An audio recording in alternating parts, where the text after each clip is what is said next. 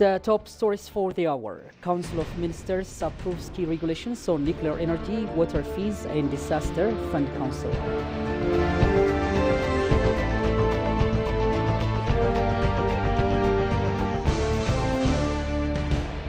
And the philosophy of Medemer now powering economic transformation, says macroeconomic experts.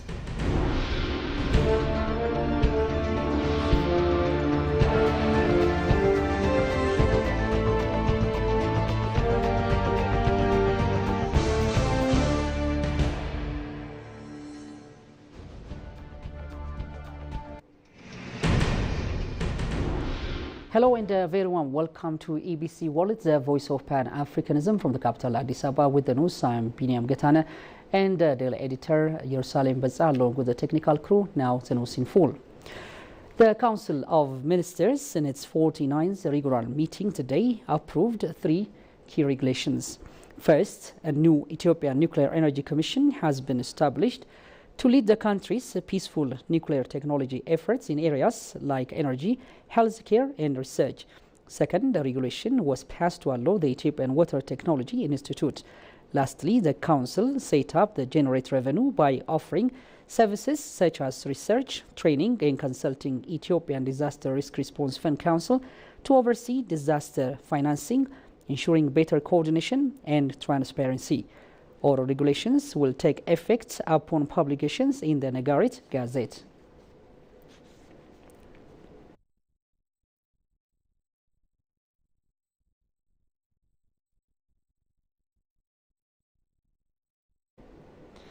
Meanwhile, the philosophy of Medemer, often translated as synergy, is no longer an idea. It is reshaping the nation's economic foundations in real and visible ways, according to macroeconomic expert Konstantinos Beretesfa. In a candid and insightful interview with ABC World, Konstantinos expressed strong optimism for Ethiopia's economic future. He believes that if the government stays the course, cracking down on corruption, stemming illicit financial flows and reining in inflation, the new Ethiopian year of 2018 could mark a major economic turning point, according to our reporter Biniam Alamayo.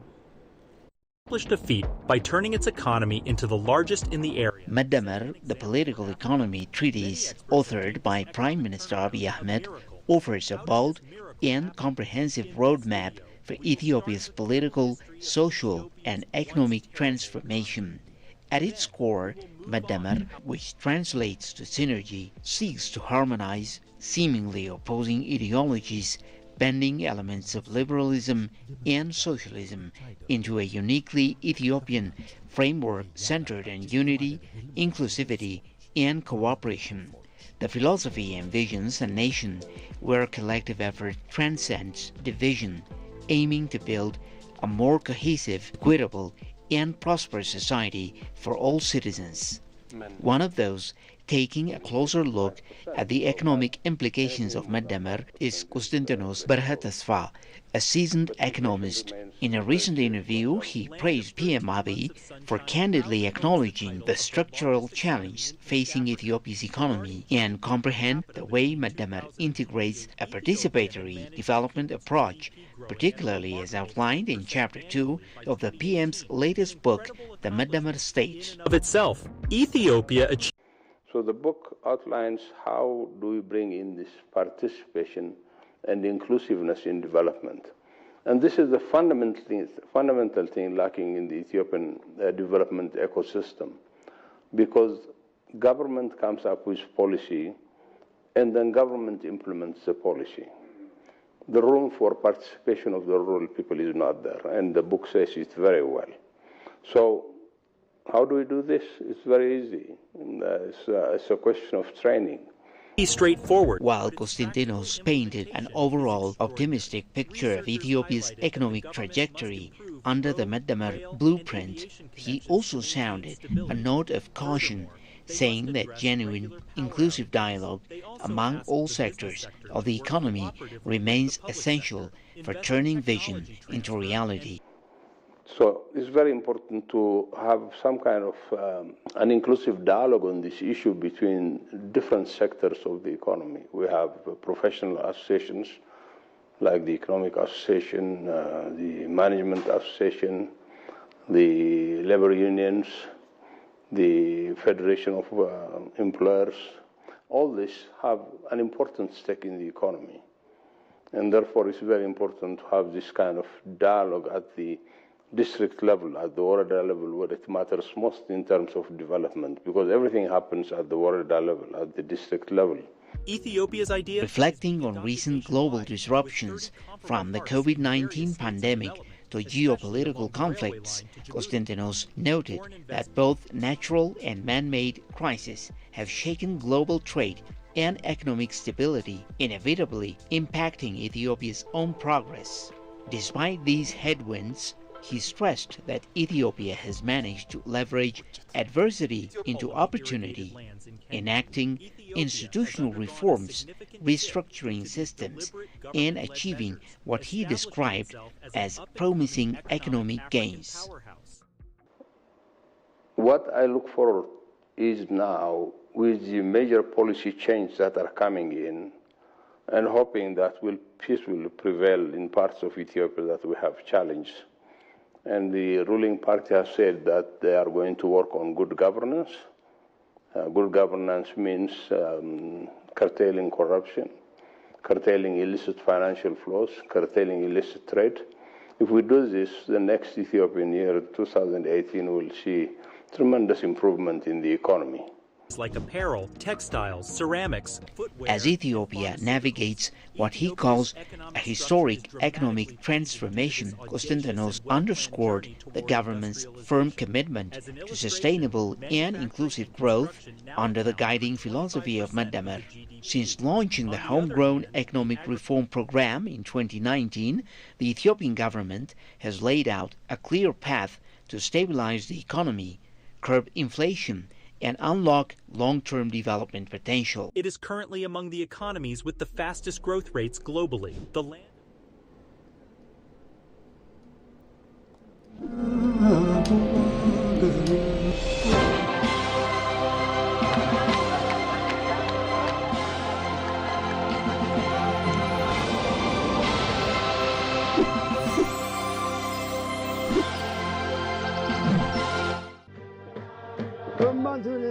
مقسط الميزان وفرج الأميم والسلام جمال العالم جمال العالم اللهم صل على محمد الإيمان مقسط الميزان وفرج الأميم والسلام جمال العالم جمال العالم اللهم صل على محمد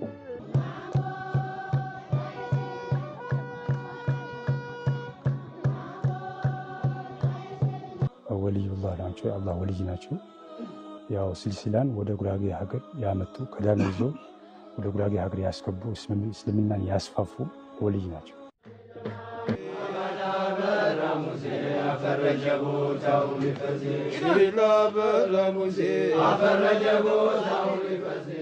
كمة الإيمان مقسط الميزان وفرج الأميم والسلام جمال العالم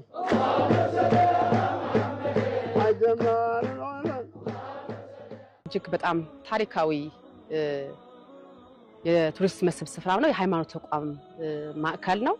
በነገራችን ላይ ለእስልምናው ብቻ ተከታይ ሳይሆን እንደው በክርስትናውን ዘንድም ምን ይባላል መሰለህ ያብሬት ያናጀ ተብላሸ ይባላል።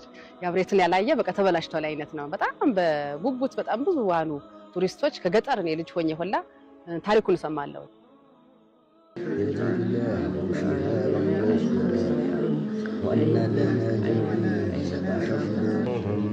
بما في قلوبهم قل استهزئوا إن الله محرج ما عنها في غائبي وما أدراك ما يوم. Welcome back, ladies and gentlemen. You're still on EBC World, the voice of Pan-Africanism. As the news continues, Ethiopia's draft master plan, one of the world's largest man-made lakes, Lake Nigat, considers immense benefits to Ethiopia and Sudan. The remark came from Ethiopian Minister of Water and Energy, Habtamu Tefa, who opened Tuesday a stakeholders consultation from Bishoftu town on a master plan draft on Grand Ethiopian Renaissance Dam Reservoir Lake Nigat, which in English language means down.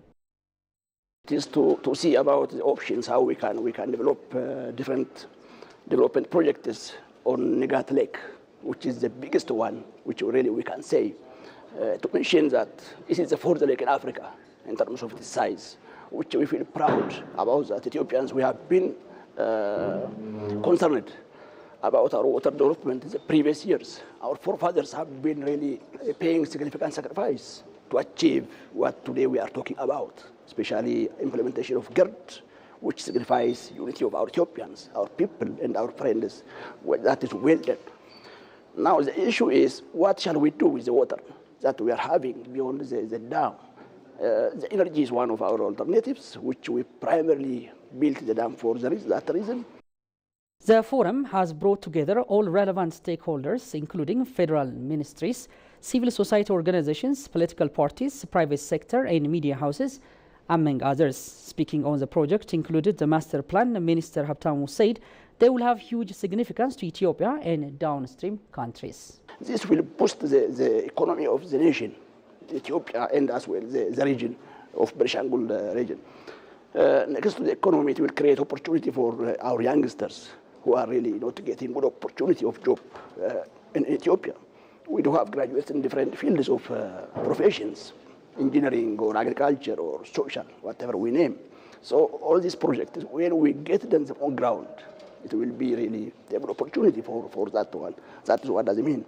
Beyond that, it even create opportunity to link or cooperate with our Sudanese brothers, because just in few kilometers of downstream of the dam, we have Resore Dam, which is the bigger lake they are having. Then we can connect even for tourism and for transportation that will be serving both nations. The master plan, for example, can be water transport linkage between Sudan and Ethiopia. Tourism is another area of the master plan. Watershed management, solar energies, clean water supply, buffer zone development, and road and air transport, job creation among the development projects incorporated. Siltation control and reduction, as well as environment protections and climate mitigation projects, which are said critical to both GERD and Sudan's resource dam, are also part of the projects with the Lake Nigat Development Master Plan. The master plan is expected to be a reference base for any upcoming investment projects. The 74 billion meter cube of water has to be utilized also for other purposes, like for fishing, transport, and recreational purpose. So this is an idea. So this idea has to be implemented on ground. To implement on ground, we need to have a basic plan. That is what we say the master plan. So that anybody who is coming to develop on the dam, on the lake, should refer to what we are going to propose. Some part will be for recreation, some part will be for transport, some part will be for fishing, some part will be for access road and the cable transport and whatever we can say. So this will create a base map, or better to say a reference for an investment that has to be done. Likewise, during the forum, various papers were presented and inputs were collected for the draft master plan. At 74 billion cubic meters, the storage capacity of Lake Nigat is roughly 1.5 times the volume of Lake Tana, Ethiopia's largest natural lake. Its faces length of 246 kilometers makes it longer than many natural lakes in Africa. It is large enough to visibly appear from space, joining the ranks of Africa's greatest reservoir, such as Lake Nasser of Egypt and Lake Kariba, Zambia and Zimbabwe. In other news, the Ethiopian capital, Addis Ababa, was alive with energy today as Labour and Skill Minister Mufarit Kamil officially opened African Skill Week 2025. The landmark event hosted at the African Union headquarters shines a spotlight on the critical role of skills development in driving Africa's industrial transformation. Our reporter Kasaon Chane has compiled the following account. Africa Skills Week 2025 officially kicked off in Addis Ababa today, with Ethiopian Labour Skills Minister Muferiat Kamil underscoring the event's critical role in shaping Africa's industrial future through strategic skills development. The landmark event, hosted at the African Union headquarters, aims to foster collaboration and action towards equipping our continent's youthful population with the skills needed to drive economic transformation. I'm delighted that the theme of our gathering, Powering Africa's Industrial Future, Skills for Innovation, Growth, Sustainability, is action-oriented. We are not simply discussing the future. We are here to build foundations that will drive our ambitions and aspirations. For far too long, the narrative about Africa has centered on our potential, namely that of our youthful population and our vast resources. Okay, and good, potential is great, but what is the crucial force that transforms these potentials into economic might, economic power, rather? I'm certain you all are with me that the crucial and key force is skills.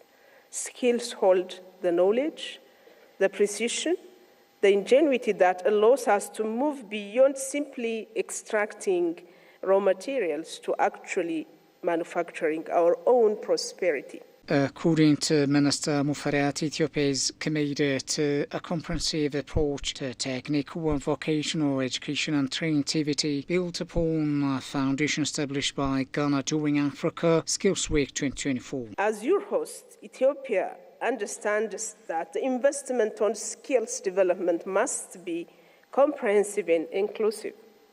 Our national conceptualization and commitment to TVET is driven by the conviction that every hand and every mind matters. In line with the continental TVET strategy, we are prioritizing practical, demonstrable actions, building on the strong momentum established by our Ghanaian hosts at Africa Skills Week 2024. The minister believes these collaborations are key to addressing a skills gap and preparing Africa's workforce for the demands of the 21st century economy. Finally, themed Africa, the Next Frontier Global Crewing Supply African Maritime Conference 2025 is well underway. The conference is expected to highlight Ethiopia's growing maritime education ecosystem, anchored by Bahar Dar University and Ethiopia Maritime Training Institute, and showcase collaborative efforts shaping Africa's future as a trusted crewing and training destination.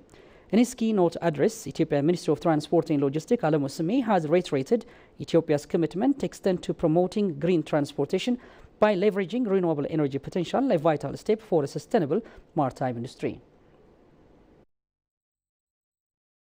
We are not just the next frontier, we are the undeniable future of global crewing. Here in Ethiopia, under the visionary leadership of His Excellency Prime Minister Dr. Abiy Ahmed, we are embracing this future with determination. Our nation is pursuing strategic partnership to strengthen our role in the maritime and logistics sector. Recently, the high-level meeting with Turkmenistan opened new avenues for cooperation in maritime transportation and logistics, focusing on capacity building and knowledge sharing.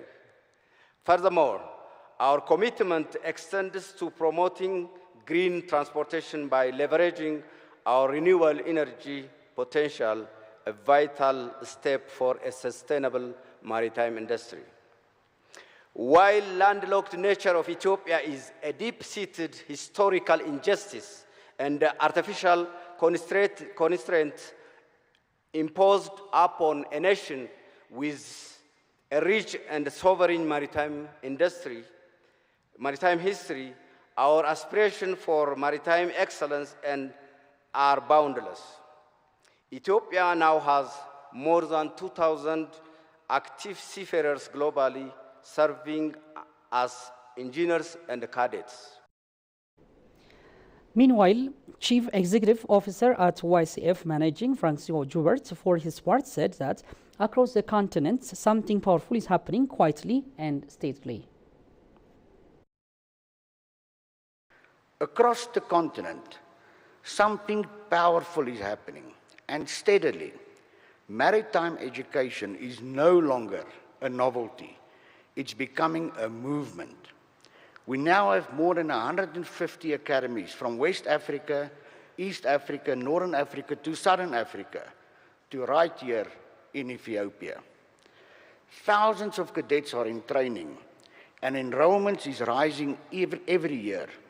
But here's the catch, and every academy leader in this room knows it: the sea time bottleneck. So many young people graduate today, ready to sail, yet they cannot find a ship that will take them out on their first voyage. Now imagine if every ship owner globally today opened just 2 berths per vessel for African cadets, we will unlock the largest human capital surge in the history of global shipping. 2 berths, that's all it takes to change a world's trajectory. But training is only part of the story. Out of more than 50 countries, African countries, only 24 is on the IMO whitelist for internationally recognized certification. That means half of our nations are training people who the world cannot yet formally recognize. Our collective approach has to change, and it will when we harmonize African standards, align with IMO and other organizations, and ensure that no African certificate stops at the border the ocean has never built, and shipping companies are willing to invest into a secure future. According to our staff reporter, Tigis Sinessa, the conference has brought together African and global leaders in maritime policy, education, and shaping to shape a unified vision for the continent's maritime future. Ladies and gentlemen, now recap of the top stories once again. Council of Ministers approves key regulations on nuclear energy, water fees, and disaster fund council.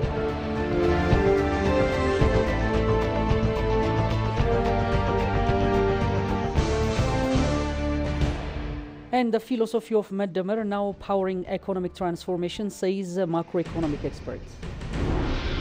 You've been watching ABC World, the voice of Pan-Africanism. Thank you for your company. Stay connected with the latest highlights, and goodbye and have a nice time.